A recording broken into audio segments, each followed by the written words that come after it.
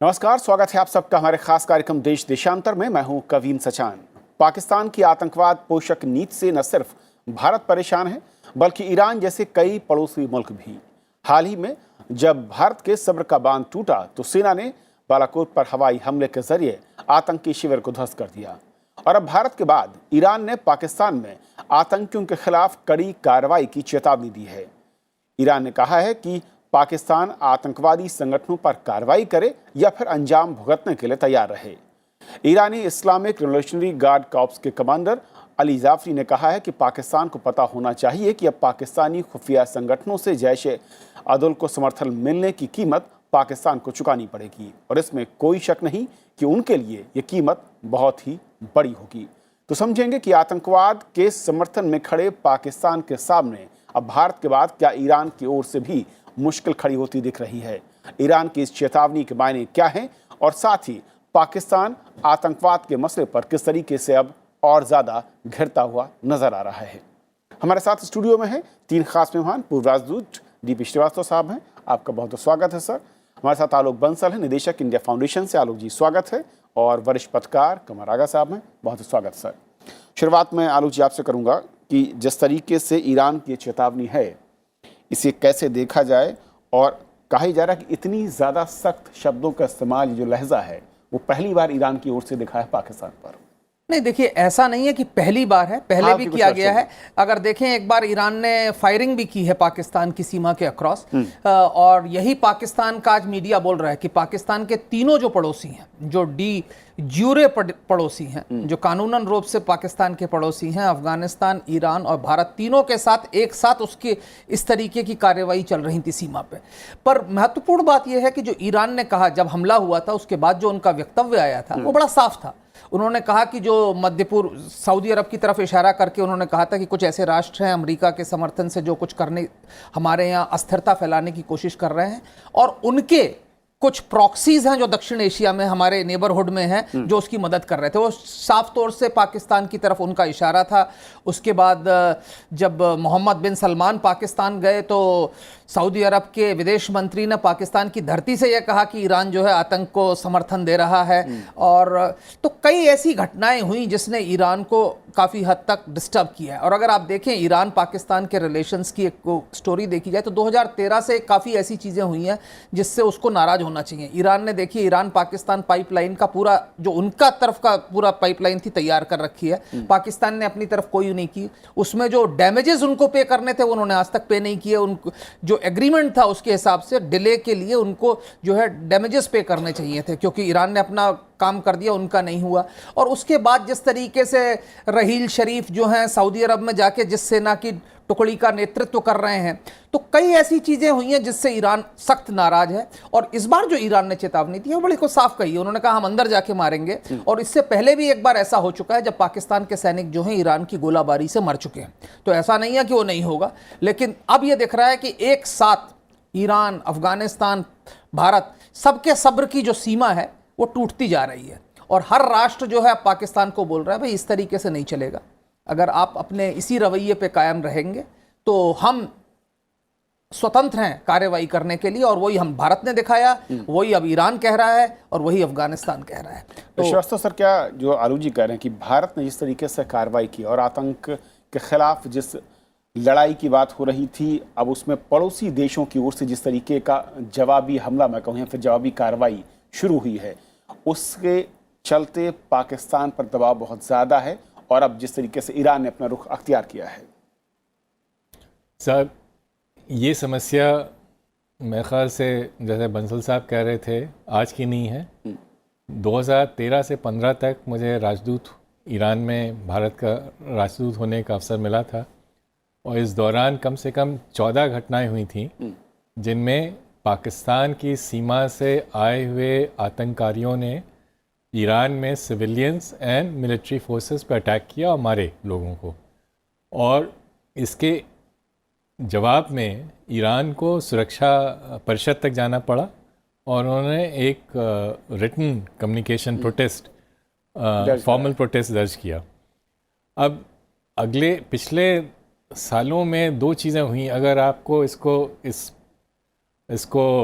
Context में देखिए कि ईरान पाकिस्तान की सीमा करीब 900 किलोमीटर है, 950, और ईरान अफ़गानिस्तान की सीमा भी करीब करीब वही 900 किलोमीटर, 50-60 किलोमीटर कम है। आखिरकार अफ़गानिस्तान जहां आंतरिक स्थिति और भी ज़्यादा नाजुक रही है और अभी भी चल रही है, वहाँ से क्यों नहीं ईरान पे इस तरह के टेरर अटैक्स होते हैं, जबकि यहाँ पे उतनी ही सीमा की में और अटैक्स हो रहे हैं। तो इसकी वजह से ये एकदम स्पष्ट है कि उसके पीछे किसी का हाथ है, ये स्पॉन्टेनियस नहीं हो रहे हैं। दूसरा कारण आप देखिए, पाकिस्तान जो है वो उसने बलूचिस्तान में पिछले 3 या 4 साल तक बलोच नेशनलिज्म को दबाने के लिए वो एक्सट्रीमिस्ट सुन्नी ऑर्गेनाइजेशंस बाहर से लाए, और इसकी वजह से बलूचिस्तान में, पाकिस्तानी बलूचिस्तान में शिया जनसंख्या, जो पाकिस्तानी शिया हैं, उन पे अटैक्स की तादाद बढ़ गई और लोग मारे गए। ये एकदम रेगुलर फीचर हो गया है कि वहाँ मारे जाते हैं और वहाँ से जो ईरान में वो अपने पिलग्रिमेज के लिए आते हैं वहाँ पे मारते हैं। तो पाकिस्तान टेररिज्म को अपने भौगोलिक या राजनीतिक कारणों से ईरान के ख़िलाफ़ वैसे ही यूज़ कर रहा है जैसे हिंदुस्तान के ख़िलाफ़ में और जम्मू कश्मीर में कर रहे हैं। कमर आगा साहब, जिस तरीके से फ्रंट हैं अफ़गानिस्तान, हम लगातार करीब 1 दशक से ज़्यादा का वक्त हो चुका है जब हमने देखा कि पाकिस्तान समर्थक या फिर वहाँ से पोषित आतंकवाद किस तरीके से देश के हालात को ख़राब करता रहा। भारत के साथ लगातार ये फ्रंट खुला हुआ है पाकिस्तान का, और अब ईरान के साथ भी। लेकिन जो उम्मीद से क्या अलग दिख रहा है, जो रिएक्शन भारत का है, उसके बाद ईरान की चेतावनी है, और अब क्या जो पड़ोसी मुल्क हैं उनको अब सीधे आर पार के लिए पाकिस्तान को जो चेतावनी हो, न सिर्फ चेतावनी हो बल्कि कार्रवाई के लिए मैं कहूँ आगे बढ़ते हुए नजर आने वाले हैं? बिल्कुल ऐसे ही नज़र आ रहा है। अगले कुछ दिनों में फॉरेन सेक्रेटरी भी जाने वाले हैं, गोखले साहब ईरान, और अभी हमारी फॉरेन मिनिस्टर सुषमा स्वराज जी भी मिली हैं उनके फॉरेन मिनिस्टर से, डिप्टी फॉरेन मिनिस्टर से, आरकची से। लोगों ने भी बातचीत की। काउंटर टेररिज्म एग्रीमेंट भी है हमारा दोनों देशों के बीच में। तो ऐसा लगता है कि कुछ जॉइंटली मैं ये नहीं कह रहा हूँ कि मिल के लड़ेंगे दोनों, लेकिन कुछ इस मसले पे बातचीत हो रही है। दोनों पीड़ित हैं आतंकवाद से। तीसरी चीज़ ये कि अभी जैसे एम्बेसडर साहब ने या आलोक साहब ने बताया, अफ़गानिस्तान भी इस बात को बार बार कह रहा है। मेरा मानना यह है कि ज़रूरत इस बात की है, एक रीजनल अंडरस्टैंडिंग भी होनी चाहिए। इंडिया, अफ़गानिस्तान, ईरान, बांग्लादेश भी बार बार शिकायत कर रहा है कि उसके यहाँ जितने आतंकवादी आते हैं वो सब की ट्रेनिंग पाकिस्तान से होती है, फंडिंग पाकिस्तान से आती है। फिर सेंट्रल एशियन रिपब्लिक्स में भी कई देशों का कहना यह है कि उनके जो मिलिटेंट हैं उनके ट्रेनिंग कैंप्स पाकिस्तान में हैं, पाकिस्तान उनकी मदद करता है। यानी पूरा क्षेत्र परेशान है, और ये काफ़ी समय से क्षेत्र परेशान है। ये अटैक जो हुआ है, ये जो जैश-ए-अदल जिस संस्था ने किया है, इसका पुराना नाम जुंदाला था। जुंदाला से फिर बदल के जब इसके ऊपर प्रतिबंध लग गए, अमेरिकन ने लगा दिया और दूसरे कंट्रीज़ ने, तो फिर उसका नाम बदल के जैश-ए-अदल कर दिया। जैसे हिंदुस्तान में करते हैं कि जब कोई संस्था डिक्लेयर हो जाती है आतंकवादी, जिसको घोषित कर देता है यूनाइटेड नेशन या अमेरिका, तो नए नाम से, नए एड्रेस से, नया बैंक अकाउंट खुल के वही होने लगता है। तो ये बहुत समय से वहाँ पे चल रहा है। 2 चीज़ें हैं एम्बेसडर साहब ने जैसे बताया, श्रीवास्तव साहब ने, एक तो अंदर जाके अटैक कर रहे हैं, दूसरे ये कि जो पिलग्रिमेज ज़ायरीन जिनको कहा जाता है, ये बस और रेल के माध्यम से ईरान जाते हैं, तो उनके ऊपर भी अटैक किया जा रहा है। ये संस्था काफ़ी पुरानी है, काफ़ी समय से चल रही है, और इसने एक नहीं बल्कि सैकड़ों अटैक किए होंगे। और इनकी मॉडस ऑपरेंडी ये होती है, ईरान से ये पहले तेल भी की स्मगलिंग करते थे, अफ़गानिस्तान ले जाते थे, और अफ़गानिस्तान से ओपीएम ला के ईरान में बेचते थे जी। तो इस तरह से गन रनिंग, ड्रग रनिंग, इन सब में इन्वॉल्व है, और इनके पीछे कहा जाता है कि ISI का हाथ है। तो ये काफ़ी समय से चल रहा है। ईरान का कहना ये है, मानना ये है, अब ऐसा लग रहा है पिछले कुछ समय से कि पाकिस्तान खुल के सऊदी अरबिया और ईरान के कैंप में आता नज़र आता है। इकोनॉमिक कंडीशन बहुत ख़राब है। दोनों देशों ने $6 बिलियन इस समय उनको देने का जी। वायदा किया है।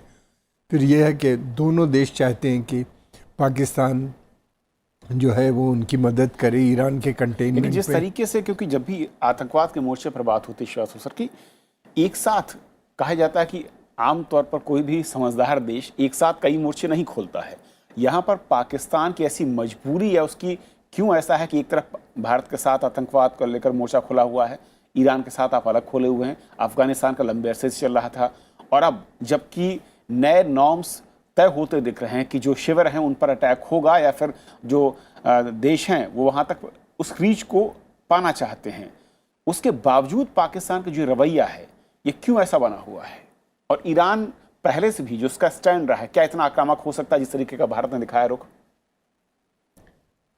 साहब, मैं ईरान के रुख पे टिप्पणी नहीं करना चाहूँगा, मगर हाँ ये मैं कह सकता हूँ जो अतीत में हुआ, जो कि सामने आ चुका है, कि उन्होंने उन पे पाकिस्तानियों पे गोलाबारी भी की है, शॉर्ट रेंज मिसाइल्स भी भेजे हैं, फेंके हैं और बयान दिए हुए हैं। ईरान की मजलिस ने जब 2013 में अटैक हुआ था जिसमें 14 IRGC के लोग मरे थे, तो उन्होंने एक बहुमत से एक पाकिस्तान के ख़िलाफ़ एक रेजोल्यूशन भी पास किया था। अब आपका जो दूसरा सवाल था कि क्यों ऐसा कोई मुल्क होगा जो 3 मोर्चे एक साथ खोलेगा, साहब उनके पास अगर आप पाकिस्तान की सोच में देखें, उसको इससे उनको इससे कोई नुकसान नहीं हुआ। उन्होंने तो क्योंकि हमने अपने पे नियंत्रण रखा, तो उन पे कोई उसका असर नहीं हुआ। और वही अफ़गानिस्तान में तो सिविल वॉर चल रही है, तो बेचारे ऐसे भी जनसंख्या भी कम है, कमज़ोर हैं। और ईरान में चूँकि वो उनका रुझान या जो भी रहा है वो पश्चिम की तरफ से रहा है, इस वजह से वो भी नहीं इसका कोई, उन्होंने भी कुछ ख़ास नहीं किया। इस वजह से इनको लगता है कि हम आतंकवादी कार्यवाही जारी रख सकते हैं और इससे हमें कोई नुकसान नहीं है। आलोक जी, स्वयं पर नियंत्रण और नियंत्रण रेखा, ये दोनों का सम्मान काफ़ी अरसे तक हुआ, कई दशकों तक हुआ है, और ईरान की बात करें या फिर भारत की ओर से, और ख़ासतौर पर भारत की ओर से, अब जब ये टूट रहा है, ये दरकिनार हो रहा है, उसके बाद किस तरह की तस्वीर दिखती हुई नज़र आती है आतंकवाद के खिलाफ लड़ाई को लेकर? और पाकिस्तान का जो नकाब था कि हम खुद पीड़ित हैं, ये जो रोना धोना होता था खुद को लेकर, वो अब कहाँ पर खड़ा दिख रहा है? देखिए, यही मैं कह रहा था कि पाकिस्तान काफ़ी समय से इस लीक पर चल रहा था। भारत ने तो अपने ऊपर काफ़ी संयम रखा था काफ़ी समय से। उसके बाद मुशर्रफ के ज़माने में हमने कुछ प्रोटोकॉल्स बनाए कि हम कुछ, जो उससे पहले तो एक्टिव लाइन ऑफ कंट्रोल चलती थी, कंटिन्यूस फायरिंग चलती रहती थी, वो चलता था, उसको कुछ रिस्ट्रेन किया गया।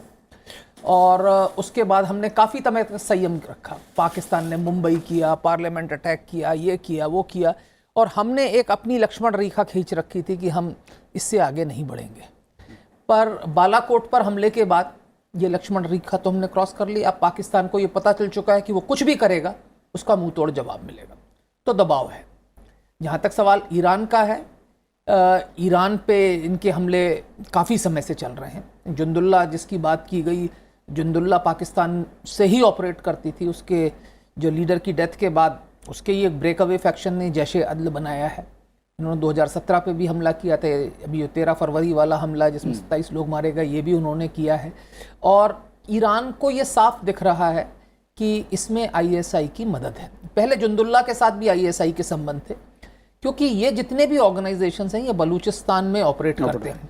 और क्या है कि जो बलूच राष्ट्रवादी नेता है, चाहे BLA हो या BRA हो या BLF हो, ये सब जो है जनरली वामपंथी सेक्युलर ऑर्गेनाइजेशंस हैं। तो ये जो रिलीजियस कट्टरपंथी, जो सुन्नी कट्टरपंथी संगठन होते हैं, ये इनके खिलाफ जाते हैं।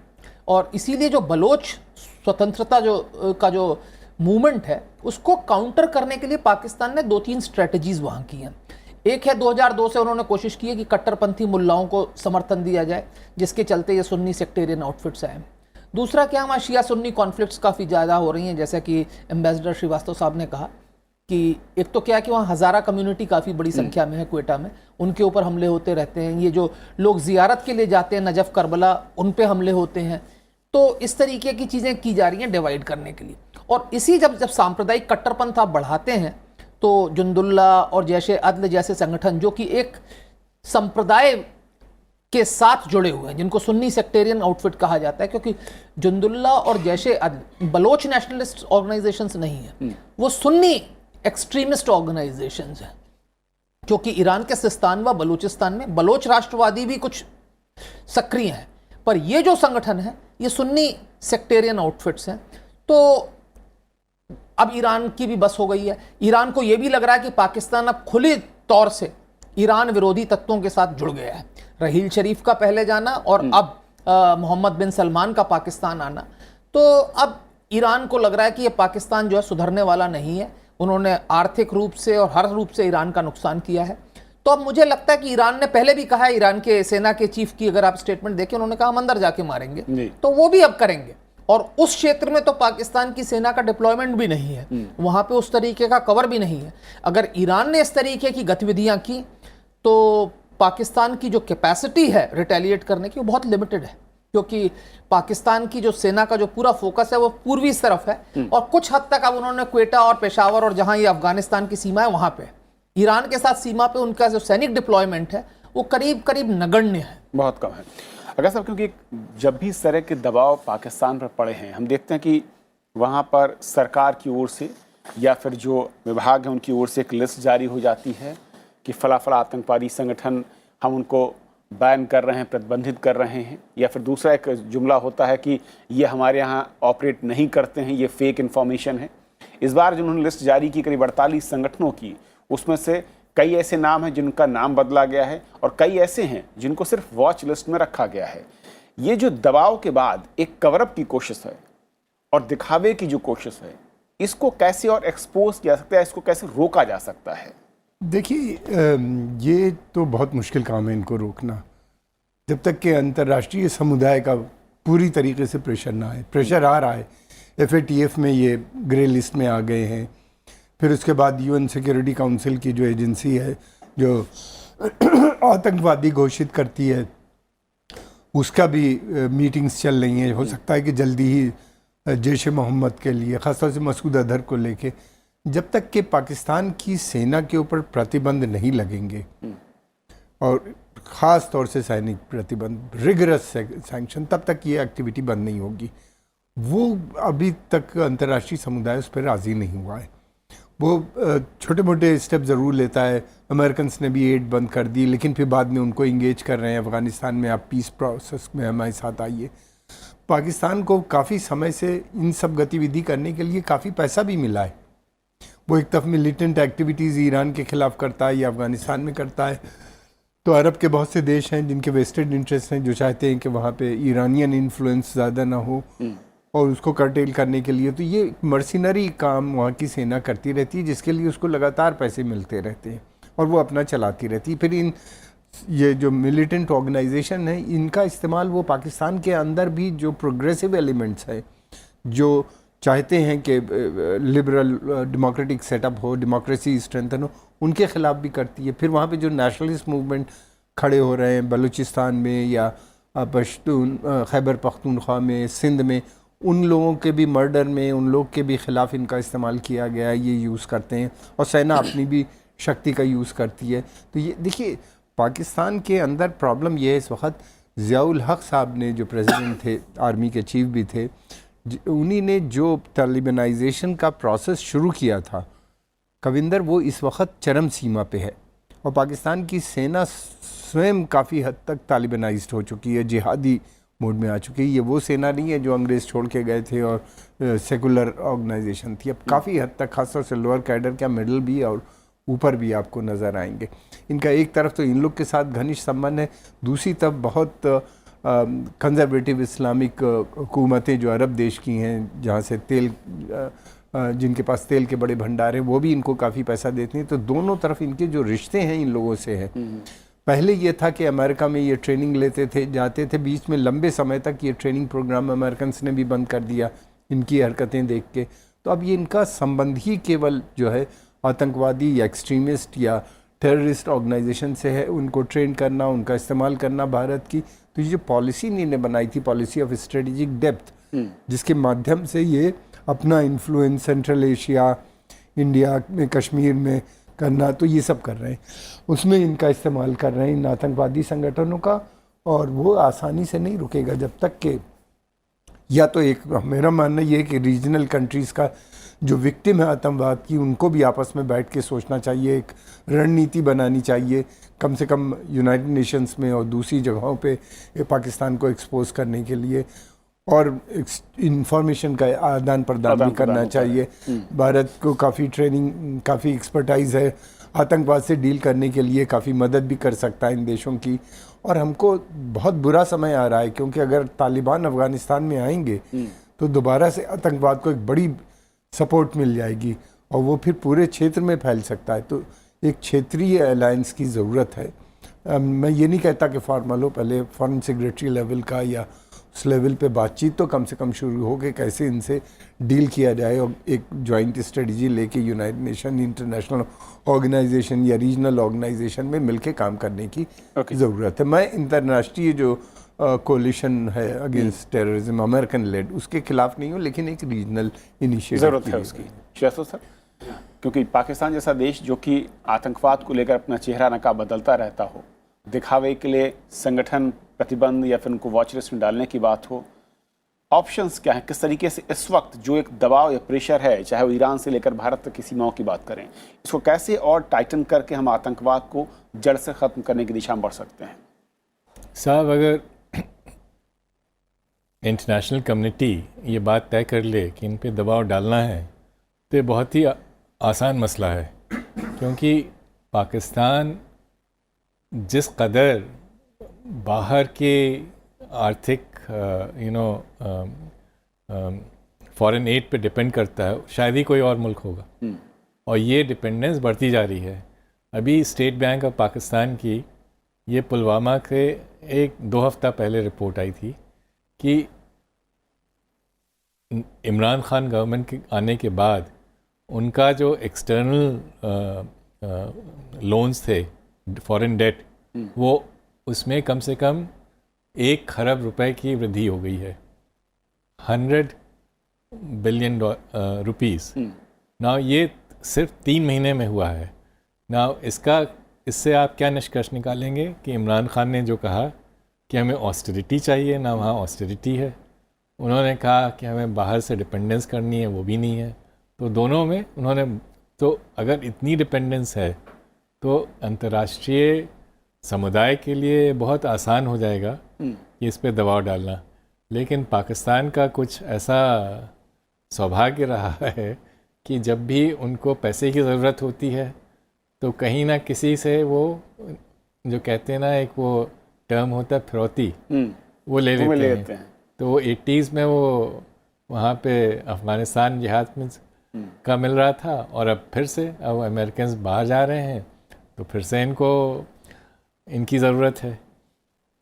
आलोक जी, एक आखिरी सवाल, क्योंकि जो बात कही शासन बहुत अहम है कि हर बार ब्लैकमेल करके वो ऐसा लगता है कि पतले सकरे गलियारे से निकल जाता है। इस वक्त जो हालात हों, जिस तरीके से दबाव चारों तरफ से जो पड़ोसी देश हैं, क्या बेहतर विकल्प और हो सकता है? और क्या पाकिस्तान की जो पोजीशनिंग है सामरिक तौर पर, जहां पर वो स्थापित है, जो उसकी लोकेशन है, उसका वो फ़ायदा उठाता है और ब्लैकमेल कर रहा है सबको?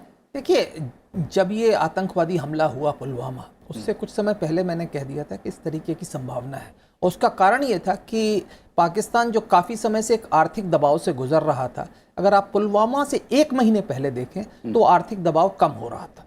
और क्यों कम हो रहा था? क्योंकि अमेरिका ने, जो राष्ट्रपति ट्रंप का जो प्रशासन है, उसने एक पलटी खाई और अचानक पहले ये बोल रहे थे कि हम अफगानिस्तान में कब निकलेंगे उसकी कोई समय सीमा निर्धारित नहीं है, मिलिट्री कमांडर्स डिसाइड करेंगे कितने सैनिक रहेंगे, क्या रहेंगे, और फिर एकदम पलटी खा के उन्होंने सोचा कि बस तालिबान से बात करो और निकलो।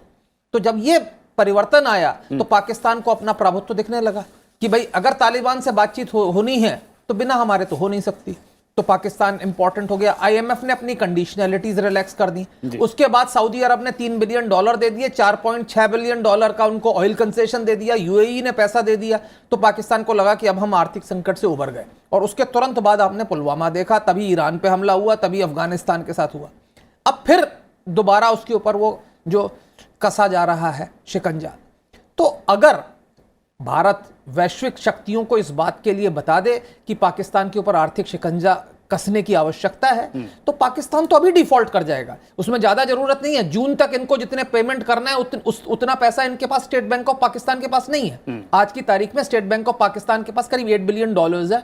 टोटल फॉरेन एक्सचेंज रिजर्व जो इनके पास है वो $14 बिलियन से थोड़ा ज्यादा है।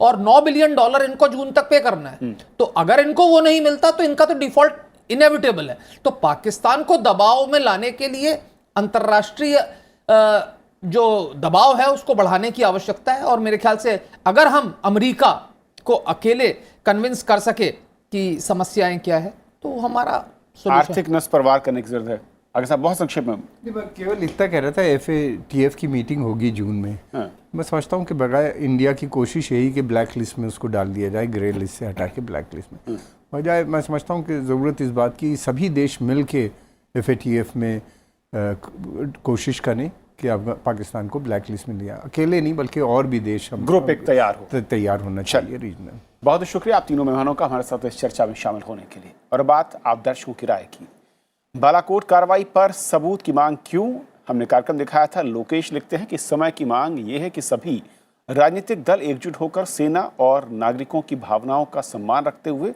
बालाकोट की घटना का राजनीतिकरण न करने पर आपसी सहमति बनाए। और ऐसा करने से भारतीय लोकतंत्र की परिपक्वता, मजबूती और नैतिकता में नए आयाम स्थापित होंगे और अंतर्राष्ट्रीय स्तर पर भी एक स्वस्थ संदेश का प्रसार होगा। हमें हमेशा देश की एकता, अखंडता और संप्रभुता को सर्वोपरि रखना चाहिए।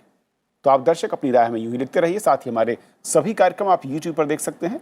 फिलहाल इतना ही, नमस्कार।